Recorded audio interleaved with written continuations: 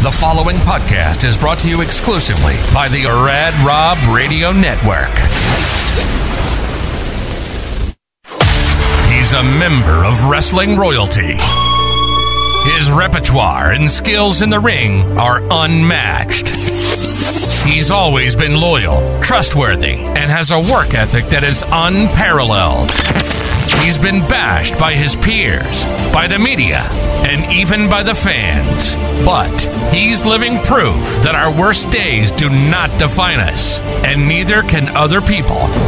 Welcome to Rebuilding the Foundation with Teddy Hart.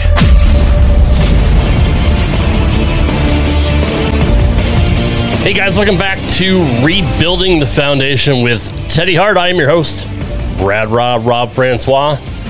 This is going to be part 2 of our first episode. And in this episode, we're going to bring on JT Barnett, who is a filmmaker and producer who will be working on the new documentary with Teddy. And JT also works with Tiger King, Joe Exotic. He is the producer of the original series that they had.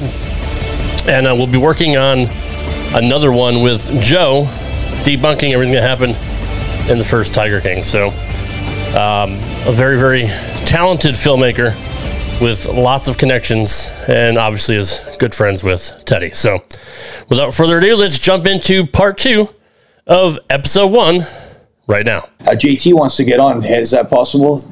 Yes. I was just waiting for an opening to bring him in because once you get off on a tangent, it's it's hard to stop. It's funny, we were talking before we started recording that Teddy's like, yeah, just throw me a couple of questions and feed me some stuff, and we'll fill some time before JT gets here. And all of a sudden, we're 45 minutes in, and we haven't brought him in yet. So I think we did our job. So let's bring in our very special guest, a friend of Teddy Hart. He is a filmmaker, a producer. He is doing a documentary with you, Teddy, and he's also working with Tiger King, which everybody knows about from Netflix. It is the one and only Mr. JT Barnett. Good evening, JT. Thanks for waiting, brother. Oh, yeah, no, I haven't been in here that long. It was, and I had some technical difficulties, so... But yeah, Teddy's very entertaining, and how can we ever, stop Teddy when he's, deep into a very interesting story. But yeah, no, I'm happy to be here. What's that, Teddy? Oh, you know what? There's a little side note. I can see JT's thing pop up, so I'm like, oh, perfect. I think it was a message he sent or something we sent to him, maybe. Yes. Oh yeah. I was like, instead of just sitting, I was like, you know what? Maybe I should text him. Maybe I should text the chat. So, see, you got some fine CBD there, Teddy. Oh, this helps your joints, or this is just a cigar. I have. Oh, that's a nice cigar. Yeah, I forgot you smoke cigars. I have a little cigar. Yeah, Brenda got me like a little chocolate. So there's a few. My buddy, he has a little shop. He rolls these hand rolled ones. So they're just like I guess they're like a little Cuban leaf kind of, and he puts like a little different. Oh, badass! So, yeah, it was nice. I didn't even know they existed until about maybe 3 weeks ago. A guy had one. It smelled really good, and I asked him about it. He very cool. So yeah, but I am smoking marijuana once in a while now. Again, finally. So I was about yeah, that's great. Well, cannabis is medicine for a lot of people, and legal in half the country. Yeah. So I try not to smoke here, but I don't smoke it anywhere. It's illegal. So I'm in Texas right now. I don't smoke cannabis. Yeah, no, that's why I wait till I go back to California or New York or Oklahoma or New Mexico, or every other state bordering Texas. Pretty much. Yep. Yeah, pretty much. So JT, I'm happy to be here. If you don't know who I am, I shot the original Tiger King pilot.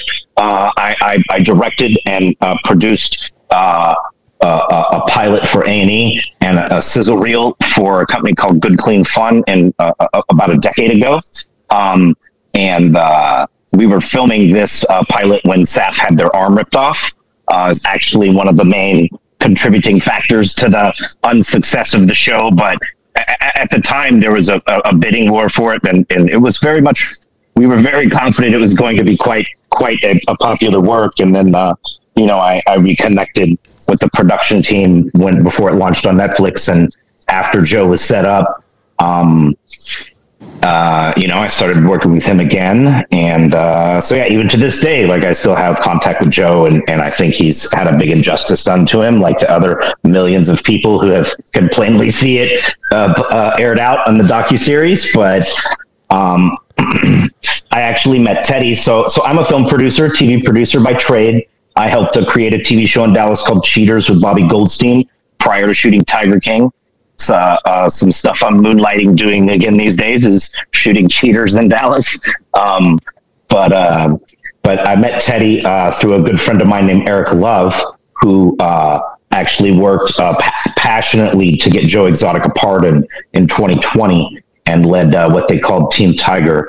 And Eric Love's a former major security company expert and retired sheriff, and he introduced me to Teddy. He actually met Teddy and knew Teddy for over a year and did due diligence on Teddy before he talked to him because of just like this preposterous hit piece that Peacock put out on Teddy with some Yahoo filmmaker from Canada. Eric did his due diligence though, and he waited over a year before actually even introducing Teddy and I together. We met at the end of last year, and I looked at it. His story is crazy. The history of just everything from Canada and wrestling and cannabis farms, and then it's just a shame that they try to tarnish his image and attack him in this way for this new, mass consumer reality generation, 2 minutes of fame, hit piece. Peacock also made a hit piece on Joe Exotic. They circumvented anybody. They didn't help out anybody actually related to the show. They licensed a podcast from some guy that Joe had been on a couple times, and then used that podcast to create a scripted show that they tried to present as this docu deal. So they ripped off the Joe Exotic story, unsuccessfully, of course, while Tiger King on Netflix had 6 Emmy nominations and 84 million views its first month. The Peacock thing's come and gone. Just like Teddy's thing is gonna, it's the hit piece. That's why there's only 4 episodes of the shit. You actually get mad watching it because you're like, please explain it. And then they go down this road and then show you how obviously Teddy isn't involved. Right. So it's like, so why the fuck did we just sit here to watch these 3 episodes? It was, but not to talk about that. So I talked to Teddy. Teddy has a rich family history in wrestling. They're working with the gyms overseas and in Mexico. And I also have some friends I've worked with since working with Joe that are in some of these agencies that Teddy's linked up with. And Teddy has introduced me to some people I've sat down with, and I've backtracked Teddy against, the person who introduced Teddy is a very formidable person in law enforcement, security, retired. And, so for this person to have introduced him, and he actually, Eric actually works with a lot of falsely accused people and does a lot of things for the homeless and things like that. And so I think he was also, just like with Joe Exotic, it was Teddy Hart being attacked by the baseless claims, which isn't the focus of the piece we're working on. We're working on something else, a newer, bigger story. Teddy's life has covered so many things and is so entertaining. It's a shame that the one camera guy ran off and made a quick buck on it. But I think at the end of the day, the other gentleman that was working with him, Kurt,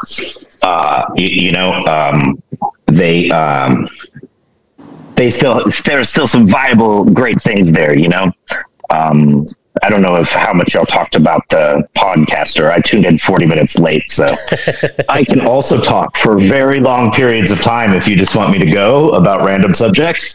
So, that's what I want. That's what I was. That's what I say. I listened to a lot of radio, satellite radio, and they're just filling time. And I'm like, man, my stories, and talking to my friends on the phone, and some of my friends that think they're being recorded by the government because they're paranoid, they want to talk on WhatsApp. And I'm like, okay, well, let's talk about WhatsApp. And all they ever talk about is weed anyway, because they got 20 pounds of weed and they're talking on the phone. I'm like, I don't fucking care. You think the cops care about your 20 pounds of weid? They don't want to hear it. They don't. Because they go, I need to call you on WhatsApp. So I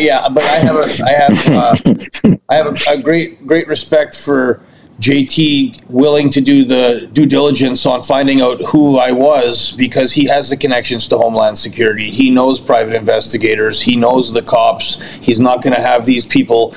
They're not going to refer him to me if I'm a piece of garbage. They don't want nothing to do with me. They're not going to have me around. They don't need my stink. But if at the same time I can show them quickly, here's my hard drive, here's 6 years or 7 years of footage, here's the other director saying completely the opposite of what this guy said right before it was aired.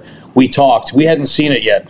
We'd already decided we wanted to do something anyway. And when I was originally being contacted by these guys, they were talking to me about signing a long-term deal potentially, that we were going to do lots of different documentaries and so they filmed for like 3 weeks. The Peacock guys, all BS, all just complete waste. So I mean, they have so much footage that they could do probably 5 seasons of stuff. Which I was like, I'm not with me. And if you're going to do it with me, I guess I know that the footage and the deal runs out after a certain amount of time. But guess what? I have my hard drive and I own all that footage. It's my footage. So I just showed JT just enough to say, this is debunks about 10 different things that these girls said, and the girl that went missing, the story about her, and here's the truth, and here's the timeline. 6 o'clock, this developing story. She came to Florida with her pro wrestling boyfriend, hoping to make it big. But several months later, Samantha Fiddler went missing. So it has now been 5 years since this mother of 3 was last seen in Polk County. As Fox 13's Jennifer Holton reports for us here at 6, FDLE is bringing some new attention to the case, hoping that there's somebody still out there who can help them find her. November 19th marks 5 years since 29-year-old Samantha Fiddler went missing right here in Florida. Her family and investigators tell me that sharing her story, they hope, can create new leads for a case that has gone cold. The last time April Fiddler spoke with her older sister Samantha was over Facebook Messenger. We were just kind of updating each other on each other's lives, and by the sounds of it, she was wanting to come back home. The Canadian has been missing since November 19th, 2016, and the Florida Department of Law Enforcement has been working the case. They say the day Fiddler disappeared, she had just bonded out of the Polk County Jail. And when she left the Polk County Jail on November 19th, 2016, she's not been seen or heard from since. Fiddler had been wanted on trespassing charges out of Brevard County when she was arrested in Bartow. Investigators say the then 29-year-old came to Florida pursuing a career in entertainment with her pro wrestler boyfriend, Teddy Hart. Investigators say Hart was in Texas at the time of her arrest and said he had not spoken with her in approximately 1 month. Hart has never been a person of interest in the case. She was in Florida for about 8 months. She moved to Florida in March of 2016. And in those short 8 months, she was in 7 different counties throughout the state. Very transient. Had a big personality. Met a lot of people along her travels. With how much me and my sister communicated, for her not to communicate with me and just stop out of nowhere, it's not good. It's worrisome. It's scary. April says anything the public might know could lead to answers. Give us anything. Give us any details, anything. That's all we're hoping for is some answers. Investigators have never publicly named a person of interest, but they say with her transient nature that clues could be anywhere. Reporting in Tampa, Jennifer Holton, Fox 13 News. All right, so if you have any information about this, you can contact the FDLE, Florida Department of Law Enforcement. Here's the number, 1-800-226-1140. And I was with the girl from Homeland Security, and they were, I can only say so much about it, but to JT, a producer, and to one of his police friends, they have clearance to talk about certain things or to be debriefed enough. And then from that point on, that's where I was. They knew where I was from day one. So when my name first went down that situation, don't think this first year, second year, third year, the sister wasn't trying to tell the cops whatever she could. And when she talked about me, they said, no, not a suspect, because when she said it originally, they didn't just say, no, he's not a suspect. They were happy to go, oh, shoot, well, we got a guy who's on probation who we know exactly where he was because we know him. We happen to cross our path across. So, once they come back and say it's possible, and then you're talking about airplane tickets and you're talking about videos that the timelines and like cameras that other people had that had filmed, and it's related to active and investigate like Teddy was doing. What's more upsetting is that Teddy actually has helped rescue victims of sex trafficking and human trafficking. This is a fact. And he was working in a similar capacity at the time all this other stuff was going on. So for them to make a hit piece on it, and I was just, I know Teddy's got to be very careful what he talks about and stuff, but the things that Teddy says has substantiated by, this was my thing about it's been substantiated to me, which is why he would be putting his name on something with me. And this is the point I said, guys, the reason I was so I liked JT right away was he was thorough, and he had the means to check to check these ridiculous claims I was making, or if they were supposedly, because a lot of people don't know what I do or how I work or how many people I've met. And I've met a lot of people. And I say I've met a lot of drug dealers, a lot of them marijuana guys, and I'll specify. But sometimes you meet a guy that's a marijuana guy that knows another guy that's I don't do that drug and we don't talk business. And it's like, it's like when you're at a certain table with certain people and you're not talking politics and you're not talking about different races, you're talking about certain types of things with certain types of people. And those conversations are delicate, and you're privy to certain types of things that if that information that you hear, you ever repeated it to hurt somebody, you'd instantly lose credibility in that world, and you'd never be allowed to go near it, and you'd get killed. Yep. You would not survive with all your. Yeah, you probably wouldn't make it. So especially in my world, it's a small circle, and my reputation amongst the real guys was always stand-up guy. You could always trust him with your wife. You could always trust him with your kids. Never drunk, never drinking, never fucked up, never done coke in his life. And that's a big thing. I always say, like, please, I'm not, but there's certain drugs, if you know yourself, don't take those drugs. I knew right away the first time I took a Soma, one time, I remember feeling dizzy and tired, and I'm like, I would not want to feel like that, so that's not a drug I'm going to take, and if that's a painkiller, I'm not taking painkillers. And I watched a few other guys that started taking painkillers. It destroyed guys that were monsters. Yep. These guys were monster, beautiful human beings. Yeah. They trained so hard, and if one thing I watched that came in, it changed, because their routine was very similar for years when they were successful. They added one thing to that routine, which was a painkiller. It destroyed that 20 years of hard work, and they didn't make it till they're 45 years old. Half the world of wrestling that I watched was because of painkillers and alcohol from the depression, from being hurt in the first place. So my job was to study how not to get hurt in the first place. Well, if you're 220 pounds, which was the weight they wanted me to be, if I'm landing on a guy 4 feet, 6 feet, 10 feet, potentially 15 feet off the top ropes, you have to think about every 10 pounds has a certain amount of weight and increased speed and velocity when you hit the ground. Not only am I hitting the ground, I'm hitting potentially someone else who has to feed their family, and I want him to sit there and catch me. His natural instinct is not to want to have to catch me, but in wrestling, you have to try to work with the other guy. So if you do that and you're 220, you're taking, the chances are you're going to hurt the guy. So you can't go into this with certain way of, this is your style, you want to be successful for 20 years at doing this, break down what made, so the extra heavy legs was a hindrance to jumping high, and if you weighed a lot less and you had smaller legs, it was easier for the guys to catch you. So I remember I'd work on speed, and I'd work on high jump so I could slam dunk a basketball. I'd work on a standing backflip so I could jump higher, but I wouldn't work on heavy squats, because I heard the guys doing heavy squats. 20 years later, a lot of them had bad knees. And I looked at a lot of the wrestlers, they had knee braces, but they were squatting 700 pounds, 600 pounds, 500 pounds. Like, Bret Hart benched 450 pounds, I think, or something like that. And I was like, man, Neidhart benched 500 pounds, like 400 pounds for reps all the time, Davey Boy too. But by the time they got older, a lot of that wear and tear from the heavy weights had destroyed their ability to move. So I was like, well, my game plan is to get to 40 and then rebuild my whole career with all the stretching and meditation and yoga and all the gymnastics training and breaking things down to the smallest detail of how you can watch for 20 years, all these different things, and try to create a new offense at 40 to get people motivated again, that after 40, if you do all these things right and you play the game, because I'm a walking, talking witness to this. This is the success story of training smart, doing a little bit of steroids, smoking a lot of weed, and never taking a painkiller for never taking that painkiller. Soma is a muscle relaxer, not a painkiller. So when you took that one, that was one time I tried a muscle relaxer to see, because I hurt my back. Didn't help with anything. Big Pharma just sucks, to be honest with you.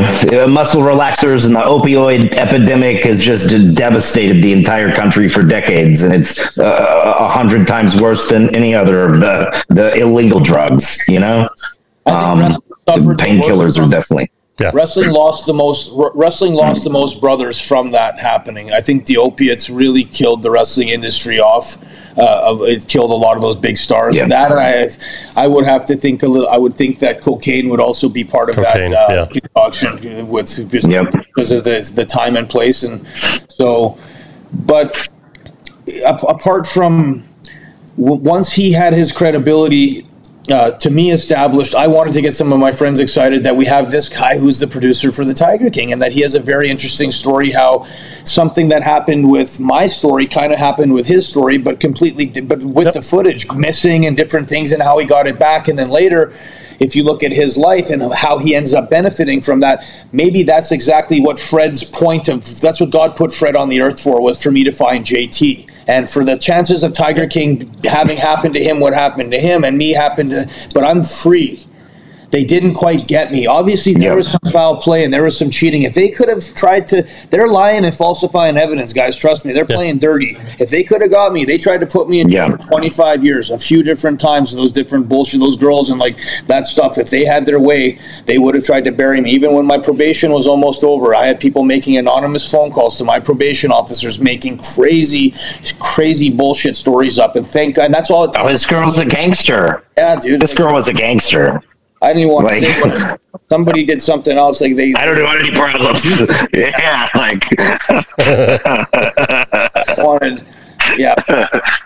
Well, man. So we're working on a new project. We're working on a new project. I'm very excited to bring this into fruition with Teddy, and we will touch on some of the bullshit from the hit piece they did on him. But at the end of the day, these things are unfounded, and we're not making our piece the focus. That doesn't relevant to any of that. So, because Teddy does a lot of things all over the world, and so I'm just excited to get to see little pieces of that, whether it's here in the South or up in Calgary or overseas. And if you thought Teddy was full of shit, JT, you wouldn't be working with him either. And like you said, like Teddy said, I wouldn't even talk to him. Yeah, I don't have to. Right. I mean, you took the time to vet him, and it's good that you did your due diligence, because anybody can film Teddy Hart and make something out of it, just like the other guy did. He filmed Teddy. He took 10 years of footage and decided to make it into 6 hours of a murder mystery. Starring himself. That was the worst part, right? I mean, just starring himself. He's like, I'm the fucking star. Yeah. He did. He made himself the star of Teddy's piece and made it like he was this cool. He probably thinks he's fucking Sherlock Holmes. He's the fake Sherlock Holmes in his mind, right? This fucking moron. But definitely a genius after scamming the government. He scammed the government for a bunch of money, and it's catching up with him still. He's not. He's lost. Oh yeah. He's that's the only person you can't fuck. You never fuck the government. He's being sued right now by Kurt Svenerath, which is the other gentleman that may be involved with doing some producing or directing and some stuff in Canada. And sure. Absolutely. That's the original guy. And JT would be heading the whole thing, because I think it's just it's like getting a new head coach. Now I've keeping Kurt as the assistant coach. I think he did a great job, but I want a new head coach for my team. And this time I'm an owner who wants to have more hands-on operations, because I was the owner of the original Teddy Hart story. I didn't know they were going to steal that and and play that game. Otherwise, the deal we had was that all goes back to me, basically, when we finally have a chance to sell. We had so much stuff to sell, so many years and so many deals that were going to come, or when I finally got ready to shoot, that's fine. I'll let you shoot whatever you want. But when it came to putting it onto the actual, that was supposed to be me having a right of refusal. They never gave me a chance to see anything ever, well, not one time, and they never even knew the name of what it was going to be about. And when I was like, okay, so all these years I'm waiting, and I realized the paperwork's not done right. This is the first thing I should have known better years ago. Now I'm seeing this where I'm getting completely, and I'm like, I just had to bite the bullet on it. And when I knew the next time I would get this opportunity, which it fell onto my lap, that I could either not call JT and just cry and sit there and pout, or ask God why he introduced me to Eric Love, who didn't have time, because the way the world works, he didn't have time to really get to know me, but he had time to get to know me through other sources of information, which if they came back anything besides I'm a bad driver, he would have never introduced me to JT. So the steps it took to get the respect of people in law enforcement, and if you watch JT's trailer of documentaries he's made, one of his best friends is a guy named Sam Montana. Well, do your research on who Sam Montana is, and if we're all at the same restaurant together, it's because we're all the same type of person. You don't invite these types of people. It's like a wolf doesn't come to a meeting with a pack of cheetahs. You understand? And a wolf has his own pack, and he's in that pack. And if you're in that pack, you're usually in that pack for life. That's why, like, when you make certain decisions, you go down a certain path. You don't have that respect. And people that have the ability to look behind the scenes at what's really going on.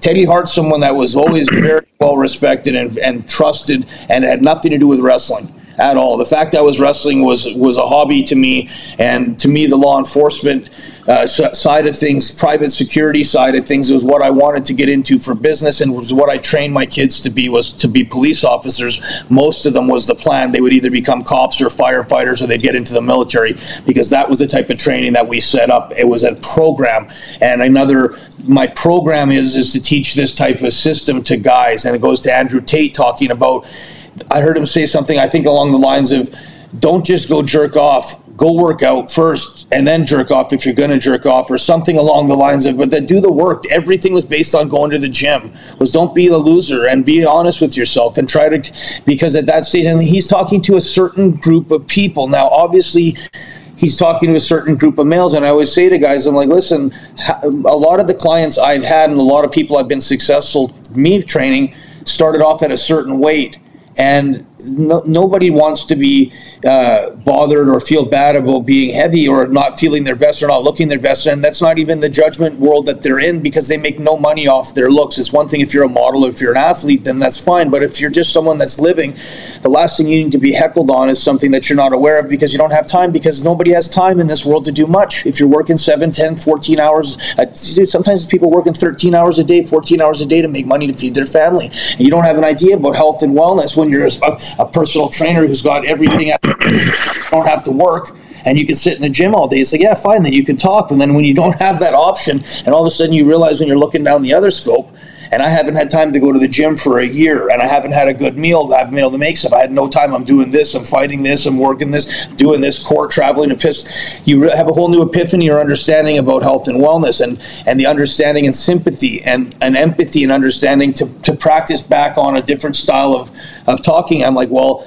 when I train people to lose weight, and they keep those weight gains, and they're all of a sudden 20, 30 pounds lighter, they feel a lot better. But that journey is, you're never making somebody feel bad about something. So there's a certain way to talk about the efficiency. And that's the same thing with wrestling training. When I would do the wrestling training, I always wanted to make sure guys felt good, and they were allowed to do stuff like climb off the top ropes the very first day and do everything they wanted to do, because it was fun. Play wrestling. Then when it comes down to it, now everybody's got to play. Like the first 20 minutes of my class would be all the guys just jumping on the crash pad and jumping and jumping and jumping and jumping, which you'd never see a class like that with adults. They would never they have to come in and do their bumps and do their dives and do their rolls. It's very formatted to be a certain type of way, and like they train everybody the same kind of. So when I like to do things differently. Same thing with diet, and when I train people, I'm a personal trainer and life coach. So my school that I want to do is to help people that are out there to manage their weight and create a program where if Rob and I wanted to go to the gym, some of the gyms that we open have a wrestling ring in it and a crash pad, and you can go in there and you can fool around and practice wrestling moves for cardio. Like I always wanted just to do a suplex, and I pick them up and I practice picking them up. But you pick a guy up 20 times for a suplex, you'd be surprised how much working out that is. And a lot of guys are like, I just want to practice a body slam. But I thought about it, I'm like, well, jiu-jitsu, you're wearing a gi. And in the street, if they're teaching you self-defense, a lot of the stuff, people go, well, they don't have a gi in the street. And I'm like, yeah, but if you think about what it really is, you have all these guys rolling around instead of sitting at home. And they're able to roll around and they're able to practice and they're able to grab, and it's helping their hand strength and it's helping them hold stuff, and they feel secure when they're holding somebody, and they feel like they're actually learning how to you know, it's a type of self-defense, but it's also like something. Also a pastime for these people to do something. And so I said, well, why can't they put wrestling and jiu-jitsu in the same program? And then a lot of the jiu-jitsu guys wanted to do pro wrestling. So then you see the jiu-jitsu guys that are doing pro wrestling, and because they have certain things that they're doing, it's not that the sport's related, but because they're in good shape, they have good cardio, they know a lot of submissions, they can now start to put stuff together. And now you see them creating a movie scene. And that's the beauty of wrestling, is if the more you know about boxing or whatever sport you've studied before, or whatever sport you're studying at the time, you can then bring that back into wrestling and you can start to practice that. So it's like, yeah, there's a certain group of people that are going to be indie wrestlers that want to be on TV. And then there's a certain other group of people that are just people that want to be healthy, want to lose a bit of weight, want to go to the gym, and they want to learn a little jiu-jitsu, and they want to learn a little wrestling, and they want to be able to go up to the top ropes, and a guy holds their hand and they jump and do a splash, and then they do a splash onto a crash pad with a dummy. And then eventually they hit one with nobody there, and they learn that move, and the guy gets knee pads. And it's like, I would love to see 20 people that never thought backflip safely do a backflip if they learned it. Because like I've watched a lot of guys, I said, I bet you I get you to do a backflip, and they're like, no, and it's like, yeah. I love how that you want to teach this stuff too, Teddy. This is like the lost art, because nobody knows it's not a lost art, but nobody knows how wrestling really is done, and how challenging and really what a dance it is to, like you're talking about.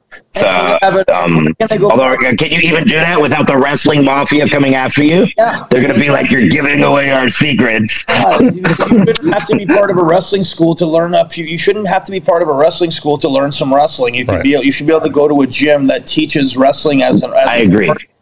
To me, it's a form of exercise, and it's a mind engagement type of thing, where it's a type of dance where you could do it. Yeah.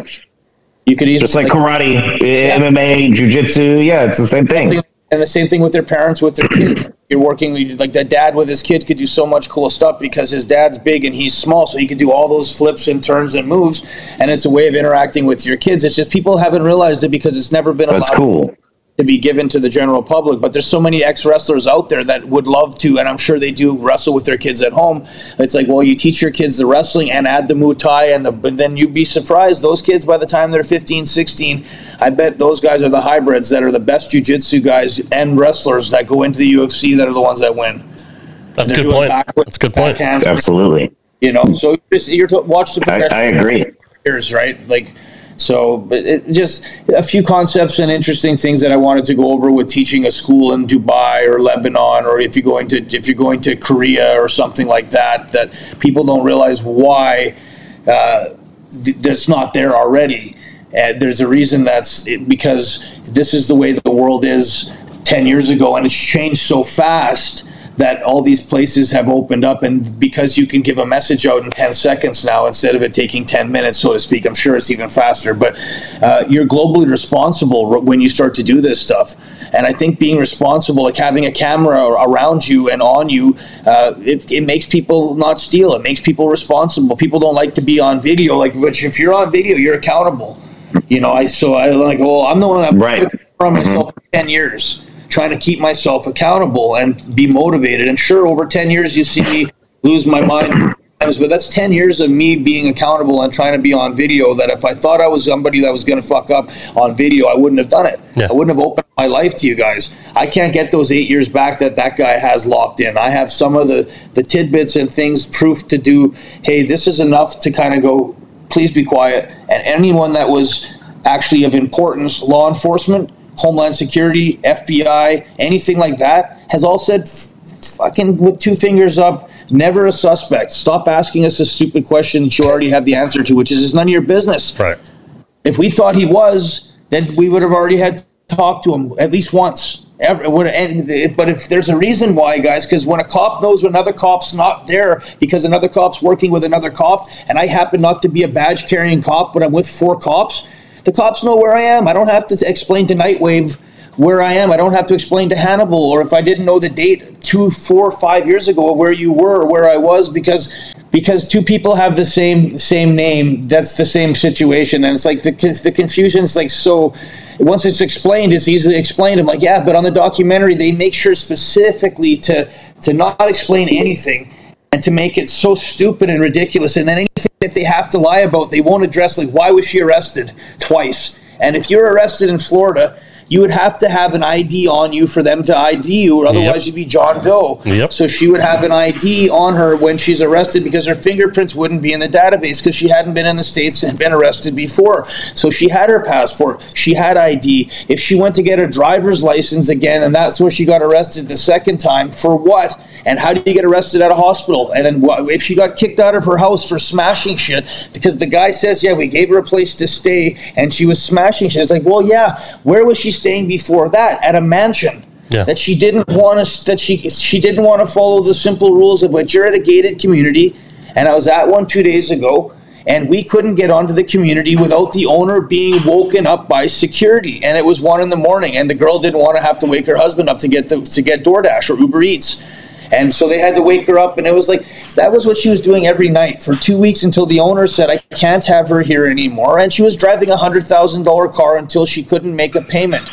And she said she didn't want the car and she didn't want to make a payment, so we took the car back. So I have to support her and pay for her car and pay for her food and then deal with her. And it's very sad. It's a tragedy what happened, but Teddy wasn't there. But you know, it's really unfortunate. But you know, Teddy's talked about it a lot, and the stuff that I've seen, it's literally a dog and pony show this other producer drummed up to make a few bucks with. And because the FDLA says he's not a suspect, the sheriff, Eric, talked to both of them. Not only the sheriff of the county, that's one of Eric's good friends. Yeah. And he talked to the sheriff, and Teddy's not a suspect. And then the feds that Teddy was helping already knew he wasn't a suspect because he was completely on the other side of the country, doing something unrelated, you know. But you know, it's a shame, but you know, at the end of the day, you know, all Teddy could do is tell the truth, and we can continue to move forward, you know, and hopefully that's what you know, we'll be able to do with our new piece we're working on. It's going to be a good test to see the way the world to see the way the world works, and I'm hoping that the world has some understanding, sympathy, empathy, and some. I'm not expecting an apology, but I'm expecting, another opportunity to prove myself. Right. Say it's a clean slate after that. I'd like somewhat of a clean slate after that if it's been debunked, and I'm pretty sure I'm taking this chance and responsibility to debunk what I need to debunk, be as a good human being, to set the record straight, and then to prove who I have and reasons I have these people behind me. These are the people backing me up for these types of reasons, and this is their cut, and this is what they're about, and these are their beliefs. So don't question their 30-year history, because they're good guys. And these are all types of guys that are high up cops and accountable types of people, and if they're not hearing it directly from me, they're hearing it directly from the people that would have been in Homeland Security or worked in sex trafficking, or they have the guy who's in sex trafficking as his best friend, and he was with them for all these things, filming all his projects about being an undercover. So he has access to stuff and has seen stuff you can't even imagine. So you can imagine JT when he says, I'm going to do some homework on you about a few different things, and even about the marijuana, about stuff. Well, Eric's due diligence is way beyond anything I could do. do, or any, but I do have some friends in. Well, we greatly appreciate having JT Barnett on. He had to go, and he was having a little bit of technical difficulties, but it was very, very good to hear, his side of the story regarding working with Teddy and how he did his due diligence. And, you got to commend people like that, because, he could have been a schmuck like the other guy that just want to make just want to get rich and famous on your name, but he didn't. And like you said, the Lord brings all these people in for a certain reason, whether it's me or Jasmine or JT or whoever else. So all of this is all coming together at one time to do, the greater good. Honestly, it's one, to clear your name, but it's two, it's to make relationships and honestly fellowshipping. Both of us believe in Jesus, and, it's good to get two like-minded people together. And who knows, maybe somebody that's down on their luck, can hear some of these stories and say, man, if they can get through that, so can I. You know what I mean? So it's a huge, well said. Yeah. Yeah, absolutely. Well said. Well, Teddy, thanks for this first episode, brother. I think it was very informational, and hopefully we don't have to revisit some of this stuff ever again. And it's on to bigger and better things, but I'm looking forward to doing this project with you. God bless you, my friend. Thanks so much, everyone out there listening. I hope we can be here as a voice and a way for you guys to be entertained and to live vicariously through some of the stories of my life and the people that are around me, because most of what we're going to talk about is inspiration and stories of how we became successful in our fields and what we do on a regular basis to stay consistent. And I think that's the type of key, and I think it's about hanging out with the right people and getting the right message. And if we can be friends through the screen here, that's a miracle in God. That's, if you said that 40 years ago that we could be talking on a screen, or 100 years ago and we're right here right now at that time and place, that's a pretty impressive type of thing. And technology is a blessing from God, and used in the right hands and at the right time in the right place and the right message, it's a vehicle to generate money, and time is money, and then opportunity comes from that. And if this turns out to be something that we can throw a party once a year, guys, and all my Teddy Hart listeners get together, and then we have a wonderful time, and thank Jesus. And for everybody that's got a different religion, like I say, thank God, or the Creator in general, that we're here on this planet. Everything's still going, and nothing really, really crazy has happened. And from what did happen crazy, that we're getting back on our feet now from COVID. So, yeah, no God kidding, bless you guys. Thanks for listening. All right, guys, that wraps up for this edition of Rebuilding the Foundation with Teddy Hart. We will see you next time. Take care, guys. Thanks for listening to Rebuilding the Foundation with Teddy Hart. To keep up with the latest happenings with Teddy, follow him on Instagram at official Teddy Hart. You can also email us at rebuildingthefoundationpodcast@gmail.com. Join us next time for Rebuilding the Foundation with Teddy Hart, right here on the Rad Rob Radio Network.